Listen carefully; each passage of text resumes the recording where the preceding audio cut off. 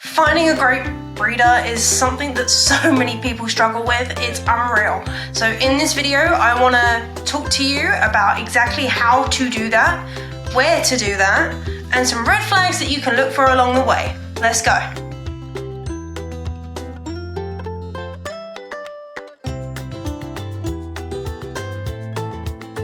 Hello and welcome to today's stream. I am going to be talking to you about how to find a really good breeder, okay? Because I've been a big supporter of the phrase that we set up for success, and there's no way better to set your puppy up for success than buying from a really great breeder, okay?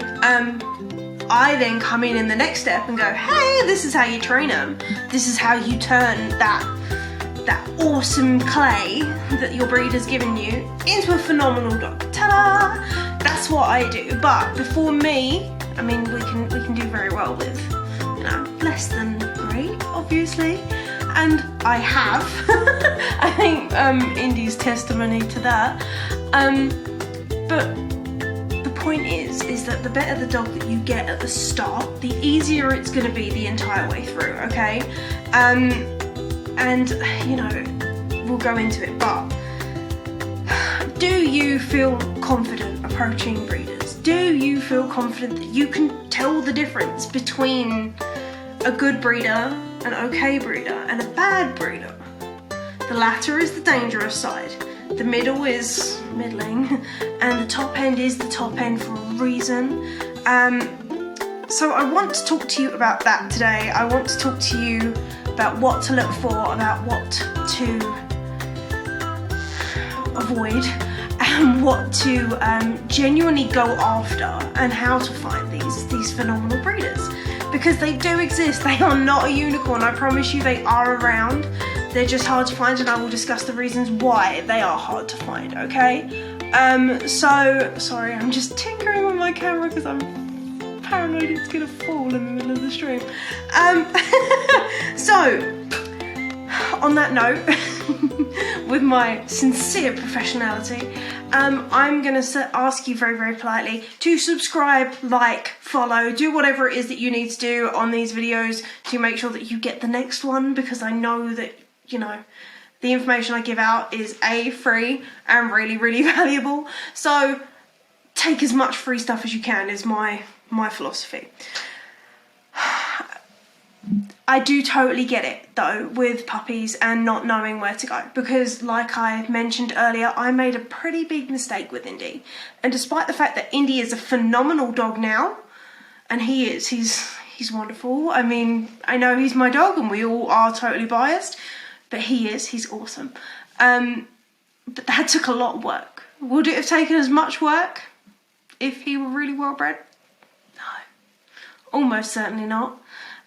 So I've been there, I've been you, I made the mistake, I've also learnt the lesson, and now I'm trying to help you avoid that mistake, okay? So I also want to say really quickly, I am speaking in broad terms in this. There will obviously be the occasional person who is better, the occasional person who is worse, the occasional person who knows how to sound like they are what they are and then they're not, or the one that just lets you down.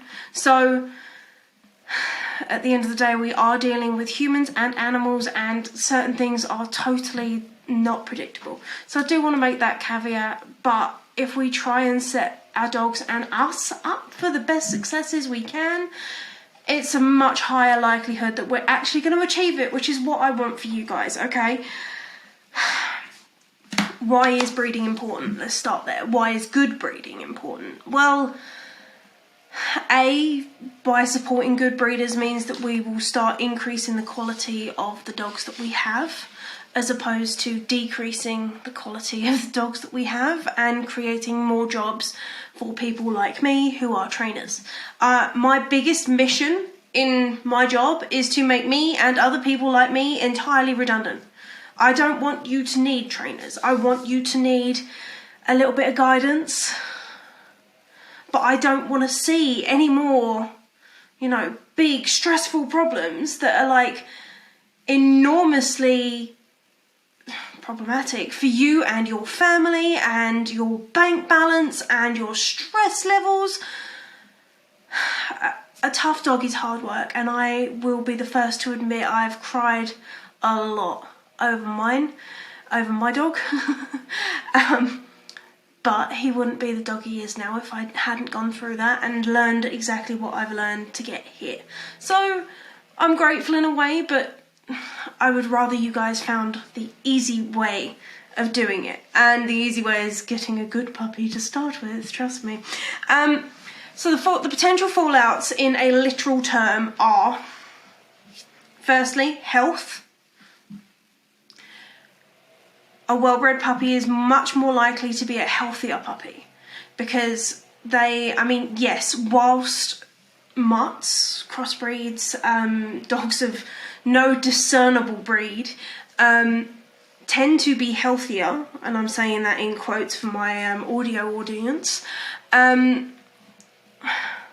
whilst they tend to be healthier, they are not always, okay? They can still show health problems and various other things, but for a purebred dog, or even for a designer cross dog, or whatever it is that you're opting for, if they come from stock that has poor health, they are infinitely more likely to have the same problems, okay? It's the reason that golden retrievers keep breeding in cancer. It's the reason that German Shepherds are so known for hip and elbow dysplasia and cruciate ligament issues. It's the same reason that, Frenchies have patellar luxations and that Chihuahuas and Cavalier King Charles get eye issues. So if we, Frenchies and English Bulldogs and the various other brachycephalic dogs that have the flat faces, when they're bred flatter and flatter, it creates more issues. So, yeah, health is huge. And then you've got temperament. Okay, now there is an old phrase that says, it's all how you raise them. Let me tell you now, that's not true. Okay, so if you have a reactive dog and you've had them since a puppy, like I did, you'll probably know that you made some small mistakes, but nothing significant enough to create this issue. You've never abused the dog, you've never, at the end of the day, they're your baby. You've never abused them, you've never not mistreated them, you've never fed them poorly. They've always had the very best of what you could do. And for a normal, quote, quote, dog, that would have been perfectly sufficient and they would have ridden that pretty well. But a dog with poor genetics can be a totally different animal, a totally different beast, as it were. And when they develop things like reactivity, anxiety, and to be fair, reactivity and anxiety are typically the same thing, but whenever they develop these things, these quirks, these behaviours, even like a fear of fireworks can be genetic. A fear of storms can be genetic. There's a reason that, some gun dogs are absolutely fine with the sound of a gunshot, and that can go through down to their litter too. So temperament is really, really important, and if the mum or the dad are not great in that area, then it's probably a good idea to give them a miss. So that's the potential fallout that you and your puppy can face. And now I want to start with my first point, because I've already started lapsing into it. I'm trying to be more structured today. The first thing is you need to ask loads of questions, okay? And I mean loads. And your breeder will, if they are a good breeder, they will like that you're asking all the questions in the world, because they will ask all the questions in the world of you, because it is their God-given right to do so, okay? Because the ideal is that this bloodline that this breeder is creating, that they are crafting, is phenomenal. Hi Rachel, lovely to see you. The idea is that the bloodline that they are creating is like their life's work. It's their masterpiece, right? So if I was selling my masterpieces to people, I would be going, are you the right person for my work, for my pride and joy? Are you the right person to take this home? Okay, so your breeder is going to ask you a lot of questions, and don't be afraid to answer them, and answer them honestly. Okay, just be honest with absolutely everything, because you're better off having a clear picture of one another. Excuse me, gesticulating with a pen. You're better off having a clear picture of one another and understanding how each other works, so that this relationship can work, you know, going forwards ad infinitum. Okay, so ask your questions, ask everything you want to ask, and I'm going to go into some of the, like, maybe suggestions of what you should ask or might consider asking. Okay, I want you to look into the parents of your new potential puppy to the utmost that you absolutely can. Okay, so whilst there are no criminal records with dogs, hopefully, and that's not possible to look up, you can look into, like, their lineage. Okay, you can look into their kennel club records, whether that's the American Kennel Club, Canadian Kennel Club, French Kennel Club, British Kennel Club, whoever it is, you can look into those. Okay, you can make sure that whatever's in their line hasn't been crossed back, shall we say, and that they are not inbred, because inbreeding does create a higher likelihood of problems. I know that there are some people now who have a lot of knowledge in the area going, hang on a minute, but generally speaking, you don't want any backbreeding. Okay, it's not a good thing typically, and the people who do it or might consider doing it should have adequate knowledge. And to be honest, if you're looking at dogs like that, that's like, I wouldn't even look at dogs like that, so please just avoid that if you can.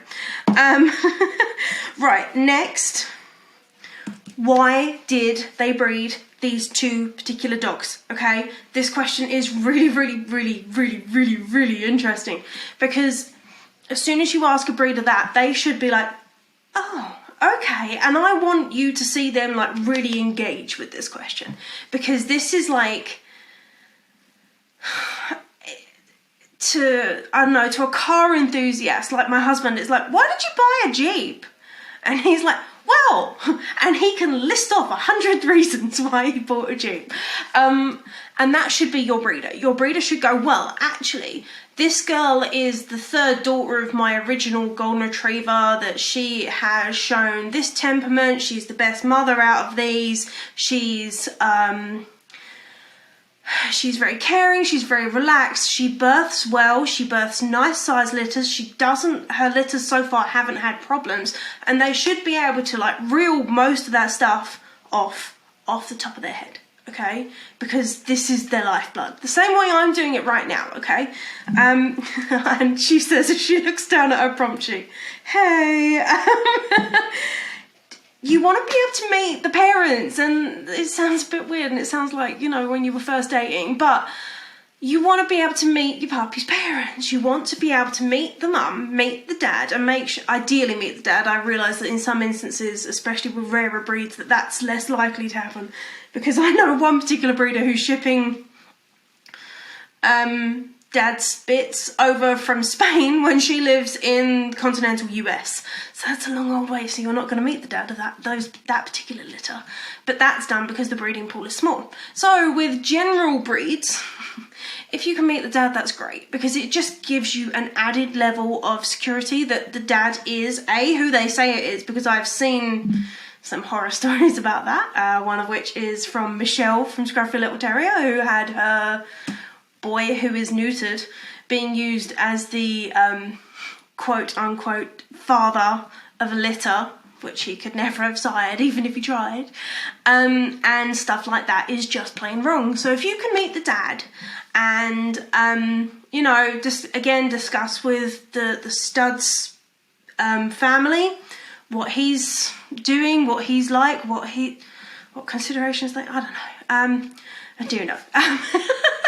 So yeah, have a chat with them and just make sure that, you know, everything is above board, is if you can, and check that the dog is, you know, sound of temperament, that they are happy, healthy, and enjoying their general life, because it's very difficult sometimes to know, like, when you get a puppy, what they've come from. And if you've seen the parents, oh, my dog's just burped at me. That's charming, isn't it? Thanks, Ed. I know, you're a charmer. Right, back on track. Yeah, if you can meet mum and dad, that's way better. And it'll just give you an idea of what temperament and qualities you can expect, because it won't be 100% pure, but it will give you an indication of what you're looking at and whether they're too bouncy, whether they're too passive, whether they're not energetic or they are too energetic, or whatever it is. You'll get an indication by meeting mum and by meeting dad. And you also want to make sure that they are health testing, mum and dad, that you want to make sure that ideally they are Kennel Club registered of some descript. I don't care which kennel club, but you know, the fact that they prescribe to some of these elective rules that they can follow is a good thing, right? I mean, anytime that you can add in a level of separated, like, regulation as such, loosely termed as regulation, the easier and more obvious it's going to be. Okay, so you want to ask them how many litters they are going to have every year.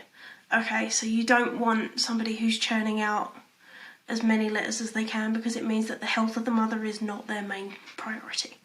Okay, and the health of the mother impacts the health and temperament of the puppies. So you need to make sure that mum is cared for to the utmost. Okay, she needs to be a pampered little princess, essentially, and she needs to be feeling love, care, no lack of resources, warmth. All of that needs to be there for the puppies to come out in a nice manner, okay?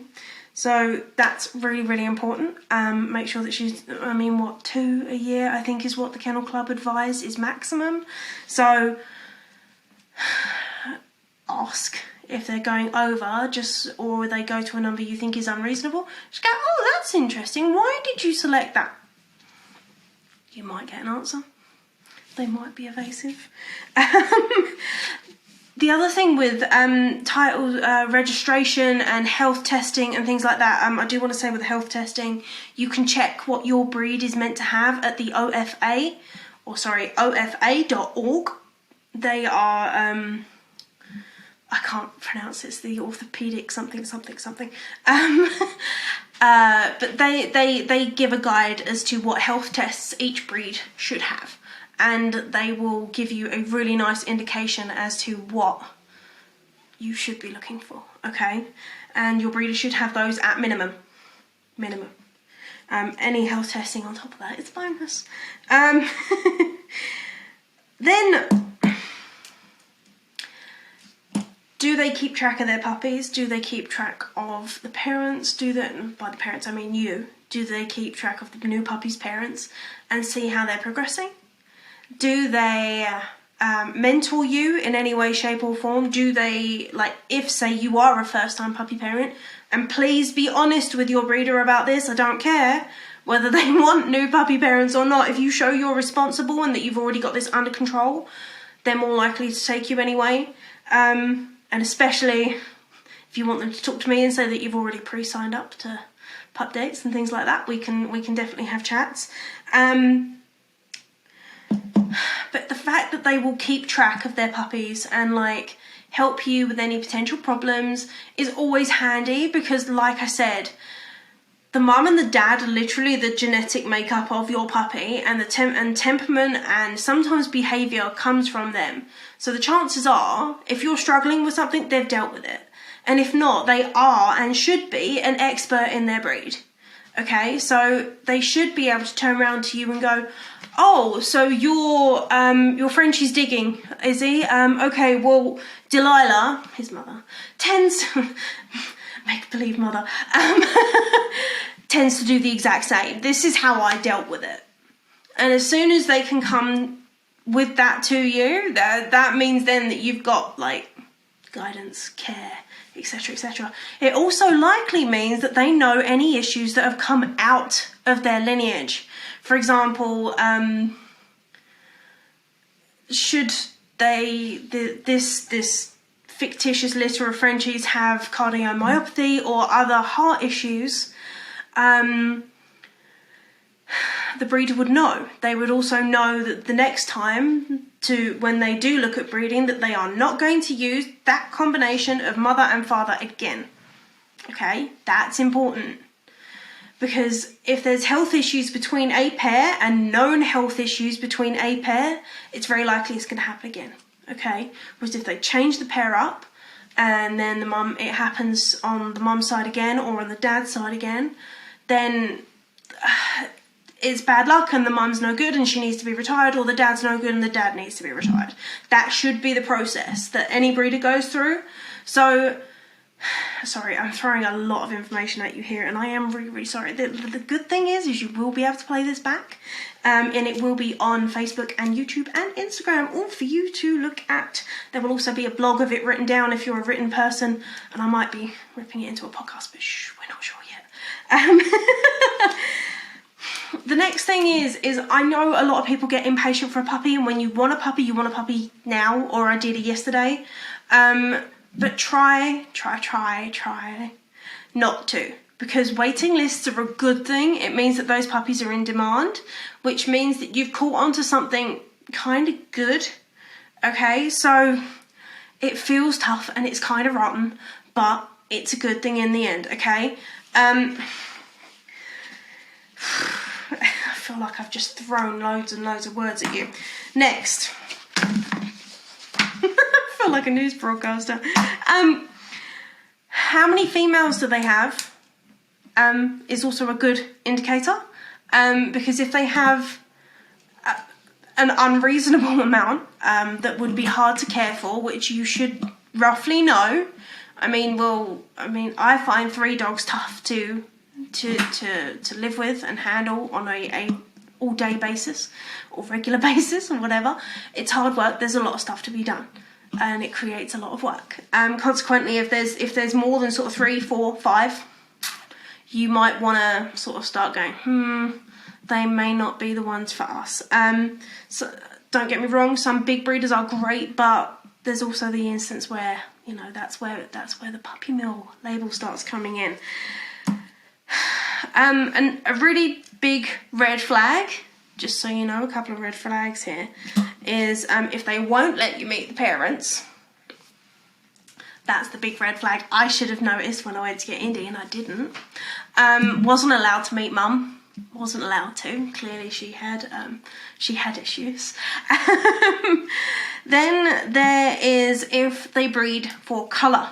And particularly recessive colours or peculiar colours or non-breed standard colours. You can check on like the AKC website or in guidelines for your breed what the standard colours are, but sometimes when they go off of those standard colours is absolutely fine. For example, like the white shepherds weren't breed standard for a long time.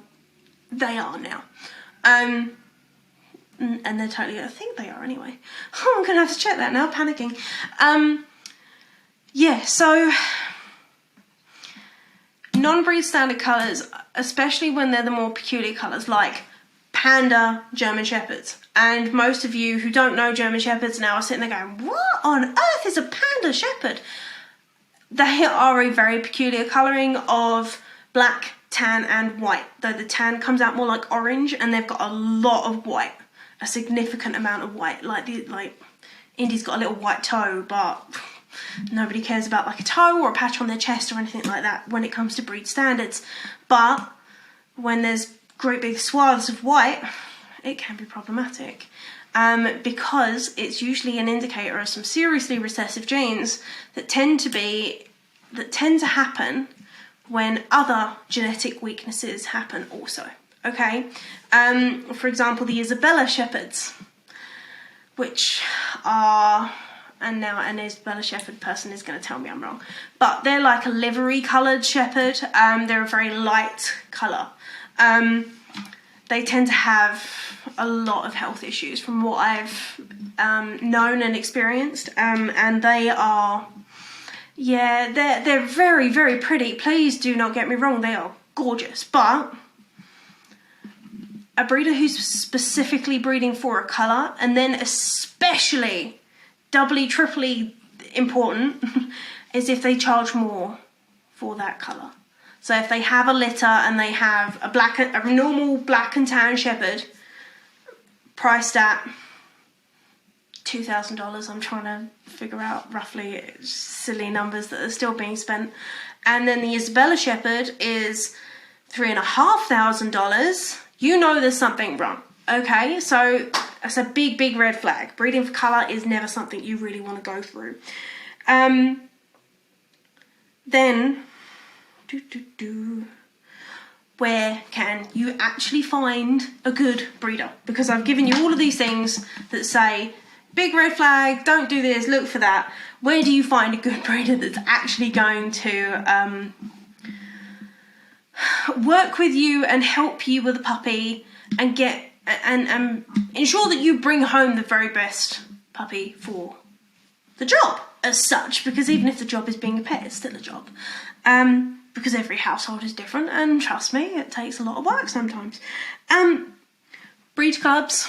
So once you've actually decided on a breed of dog that you are looking for, and if you're struggling, please by all means get in touch with me. This is actually something that I do offer as a service, to discuss with you what your needs are and try and isolate potential breeds, okay? Because I want puppies in happy homes where they belong and like they sort of innately understand one another. Sounds really simple, a lot more complicated than it seems, because there are over 400 registered breeds across the various kennel clubs across the world. I'm not going to say I know them all, but I know a good chunk of them, and typically we can find something that will work for you.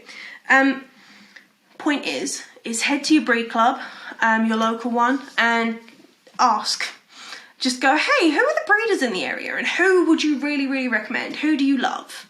You know, you'll get a very quick understanding when you start doing stuff like that, okay? Breed events are another great one, or like competitions, for example. Competitions are a great place to go because it usually means the dogs are titled.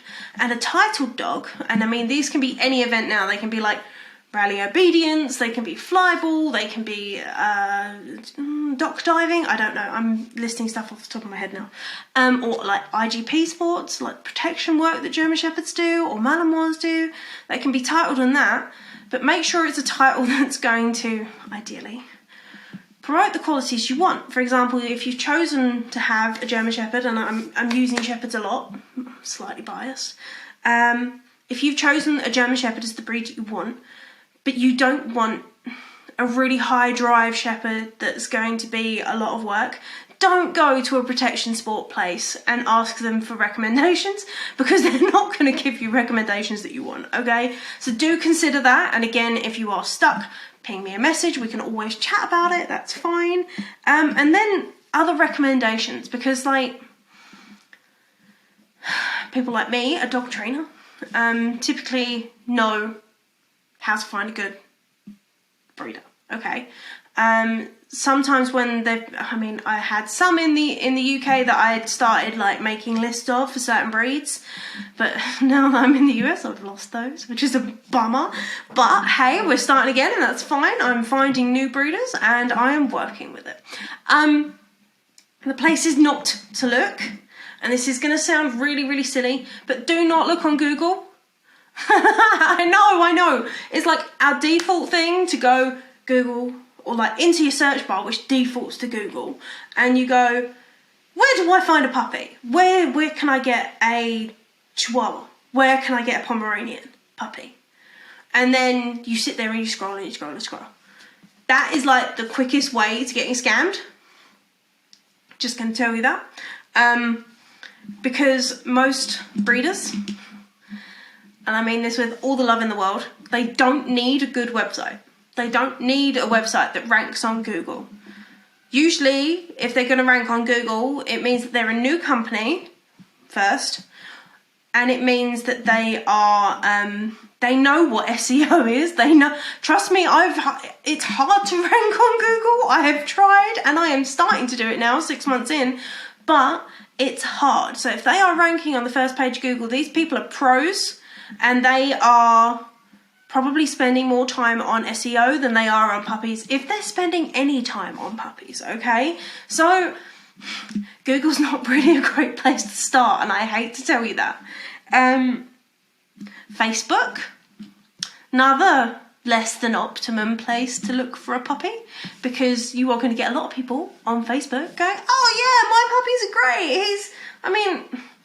My puppies are great. Why not come see our lovely litter of specialist French beagles? I don't know if French beagles actually are a thing, but you know, this is what happens on Facebook, okay? People will sing you a song and they will tell you what you want to hear as opposed to what you need to hear, because they want to make a sale, okay? And it's really hard to not know. I mean, look at how many people get catfished every year by other human beings who just aren't the human being that they think they are. So Facebook, just don't do it, okay? Because you can be anybody you want to be on Facebook, and nobody's going to stop you. So Facebook's dodgy.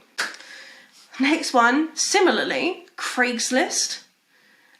This is more of an issue in the States. In the UK, you've got things like Pets for Homes and Pre-Loved and places like that. Usually these are the really casual breeders. The really, and it's so hard because you just don't know where to start. And I know this because I did it. And you hop on and you go, I want a German Shepherd 20 miles from Townville, and I want them now. Yeah, essentially. And you go on and it goes, bam, bam, bam, bam, bam, bam, bam, and you go, oh, I've got loads to choose from. And you scroll through the list and you go, oh, that one. Let's try contacting them. Again, you don't know what they've got, you don't know whether they're good, and then usually, if you're anything like me, when you go on Pets for Homes website, you come away with a German Shepherd puppy that was labelled a German Shepherd puppy, and I kid you not, he was sold as a German Shepherd puppy until I got there. And then I found out that his mum was half Japanese Akita. And then it was like, oh, but I'm here now and I've got a puppy in front of me, what do I do? Oh, isn't he cute? I've got to take him. It's just, okay, it doesn't matter. And yeah, ta-da, mug. That was me. So I really don't blame you if you've been there. I've been there, but let's try and inform and educate others. So please do share this if you are still watching me half an hour into this. So thank you for your patience. And then like puppy sites, there's like, some of them are better than others, but there are like brokers essentially who will facilitate breeders and say that they've been checked and say that they've been vet checked and they're ready to do this and they're this age and they're that and blah blah blah. And you know how many times I've seen negative stuff come back about these sites, like time and time and time again, because it's set up for failure, and these little pups are going to set you up for failure, unfortunately. So if you can avoid it, because it's just not worth it. So after that incredibly long-winded one, we've gone really, really long today. I thought they were long before. Be careful is kind of the takeaway from this. If you can, be patient about it. Patience is going to help. Look into getting a puppy at least like a year before you actually want a puppy.